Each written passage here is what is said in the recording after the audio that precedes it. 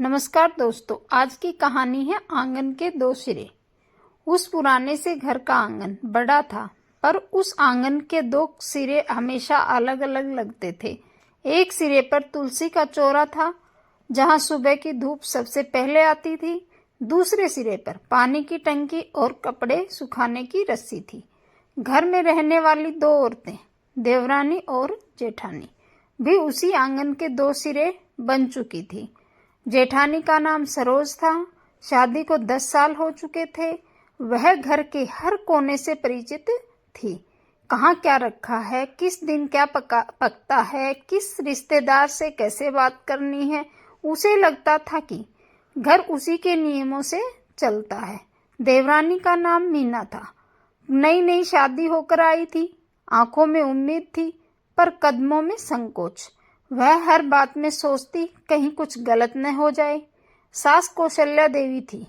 उम्र के इस पड़ाव पर पहुंच चुकी थी जहां थकान जल्दी हो जाती है, पर आदतें जल्दी नहीं बदलती। वे चाहती थी कि घर शांति से चले, इसलिए अक्सर सच जानते हुए भी चुप रह जाती। शुरुआत में सब ठीक था। सरोज मीना को काम सिखाती। मीना ध्यान से सीखती, पर धीरे धीरे सरोज के मन में एक ख्याल पनपने लगा। मैंने सालों घर संभाला, अब नई आई है और सबकी नजरों में चढ़ रही है। मीना बिना बोले काम करती। किसी ने तारीफ की तो वह मुस्कुरा देती। वही मुस्कान सरोज को चुभने लगी। एक दिन रसोई में सब्जी काटते हुए सरोज ने कहा, हमारे यहाँ ऐसे नहीं काटते। मीना ने तुरंत कहा, ठीक है दीदी, जैसे आप कहें। बात छोटी थी, पर लहजा भारी। उस दिन से बातों में मिठास कम और तंज ज्यादा होने लगे। सरोज को लगता मीना जानबूझकर सबकी सहानुभूति बटोरती है। मीना को लगता वह कुछ भी करे गलत ही लगेगा। घर के पुरुष दोनों भाई अपने अपने काम में व्यस्त रहते। उन्हें लगता औरतों की नोक झोंक तो घर घर की बात है। वे यह नहीं समझ पाए कि यह नोक झोंक धीरे धीरे दीवार बन रही है। एक दिन त्योहार आया। घर में मेहमान थे। मिठाइयाँ बनी, हंसी मजाक हुआ। सबके सामने सब ठीक दिखा, पर रसोई के भीतर सरोज ने मीना से धीमे स्वर में कहा, आज ज्यादा आगे मत आना, मेहमानों को मैं संभाल लूंगी। मीना पीछे हट गई, पर उसकी आंखों में पहली बार चोट दिखी। रात को वह देर तक सो नहीं पाई। उसे लगा, क्या वह इस घर में सिर्फ काम करने आई है? उसकी कोई जगह नहीं है। कुछ दिनों बाद सास बीमार पड़ गई। घर की जिम्मेदारी पूरी तरह दोनों बहुओं पर आ गई। सरोज चाहती थी कि सब उसके तरीके से हो। मीना चाहती थी कि उसे भी भरोसे के साथ काम करने दिया जाए। एक सुबह दूध कम पड़ गया। सरोज ने सबके सामने कह दिया, नहीं बहू ने घर संभालता नहीं। मीना के हाथ कांप गए। उसने कुछ नहीं कहा, पर वह चुप्पी इस बार कमजोरी नहीं थी, वह टूटन थी। उसी शाम मीना अपने मायके चली गई। बिना शोर बिना शिकायत बस चली गई।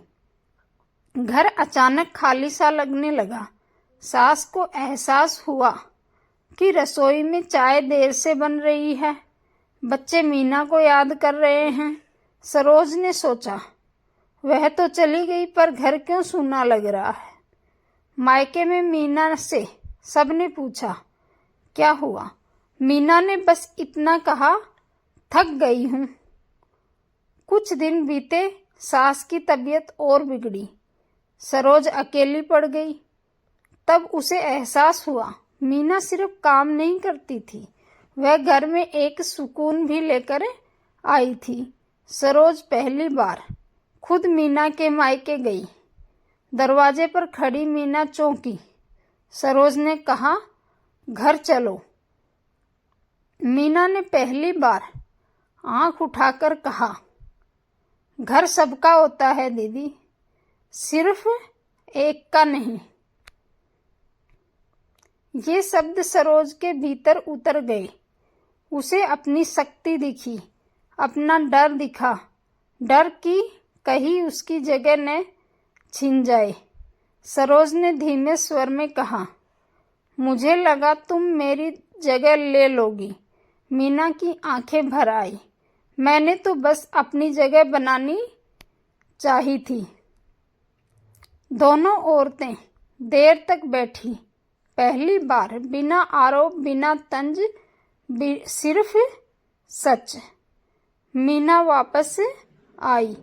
घर वही था, आंगन वही था, पर अब आंगन के दो सिरे पास आने लगे थे। सरोज ने धीरे धीरे काम बांटना शुरू किया। मीना ने भी हर फैसले में सरोज को साथ रखा। सास ने यह बदलाव देखा। उन्होंने एक दिन कहा, घर ईंट पत्थर से नहीं, मिलकर रहने से बनता है। समय बीतता गया। अब अगर सरोज थक जाती, मीना आगे बढ़ जाती। अगर मीना उलझती, सरोज संभाल लेती। त्योहार फिर आया। इस बार रसोई में हंसी थी। किसी ने पूछा, दोनों में इतनी बनती कैसे है? सरोज ने मुस्कुराकर कहा, क्योंकि हमने मुकाबला छोड़ दिया। आंगन में तुलसी के पास दिया जला। दोनों बहुएं साथ बैठी। अब वह आंगन दो सिरे नहीं था, वह एक पूरा घर था। धन्यवाद दोस्तों।